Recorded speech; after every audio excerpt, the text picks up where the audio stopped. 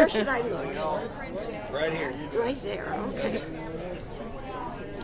And we're at the Hutchinson Art Center this evening, and we're here with Marilyn Lake. And can you tell us a little bit about why we're here this evening? Well, this is the members exhibit for the Hutchinson Art Center.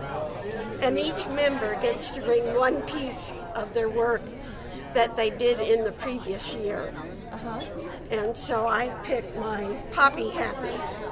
Can you tell us a little bit about this? Well, this is a watercolor batik. Usually people that are familiar with batik are familiar with it in fabric, but this is done on a jinwasa paper. It's a rice paper. And I kind of went wild with the colors. But I love the colors. And it's a wax process where you paint a little, you wax a little, you paint a little more, you wax a little. And then at the end you put wax over the whole thing. And then you iron it all off. Wow, long process. And it is a long, long process. It almost looks like fabric. It's got kind of it does. An interesting texture to it. That's the paper, and also after you've waxed it and the wax has dried, you scrunch it up in a ball, and then you take it apart, and that makes little cracks throughout it.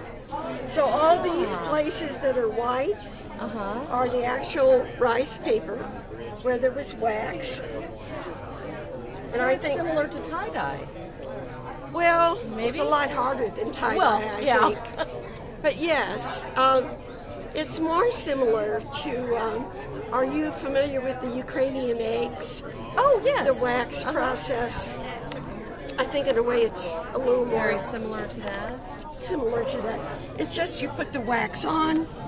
Wherever you don't want the color to change, you put the wax on.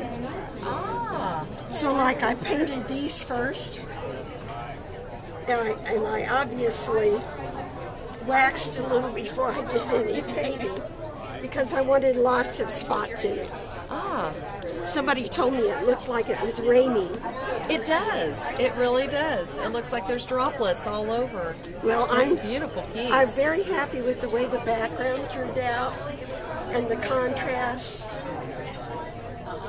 My husband said it looked like a piece of decorative art. And I said, well, beautiful. That's what it is. A piece of I belong to the Society of Decorative Art Painters and to Wheatheart's District Decorative Art Painters Society. So but this is the first of my batiks that I really liked.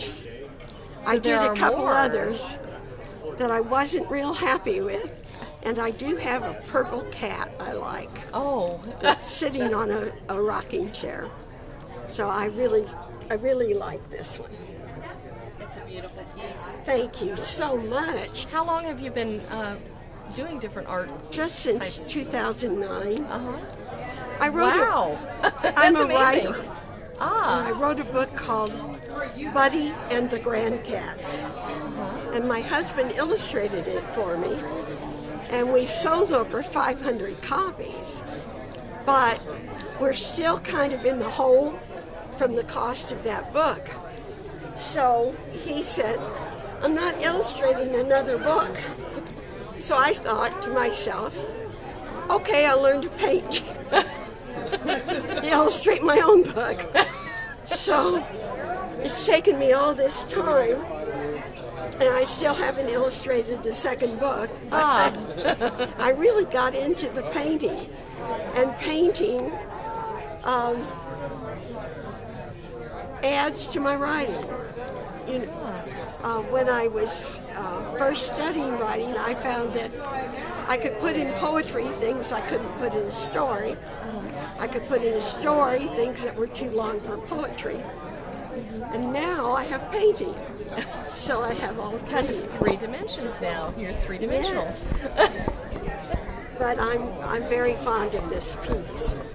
And a friend of mine said, well, please take a picture of it. I love your paintings. So that's why I asked you to take a picture for me. I noticed that you have it for sale. Is it going to be hard to part with it? Well, I put a nice price on it, so... So maybe it'll hang around? Yes. My first art teacher, Doug Trowbridge, told me that if you want to keep something and you have it for sale, just price it high. Although I don't think $300 is high for this piece at all. It's really not. I think it's a fair price. Yeah, I imagine it'll go flying out of here and then you'll wish you priced it higher. Well, art doesn't sell that quickly anymore. It's a very tight economy, and I'm not well known in the art world yet. Maybe after your interview I will be. Possibly. Well, thank you so much for telling us about your piece here. And well, I'll tell you, naming it was difficult. Because I was trying to get the feeling of happiness that was in it, sort of the ebullience of it. And finally I came up with Poppy Happy. And that's a really good description. Thank you. You did Thank you. I appreciate you taking the time. Well, thank you for letting us interview you and take some pictures of your art and have a chance to talk with you. You're more than welcome. Thank you so much.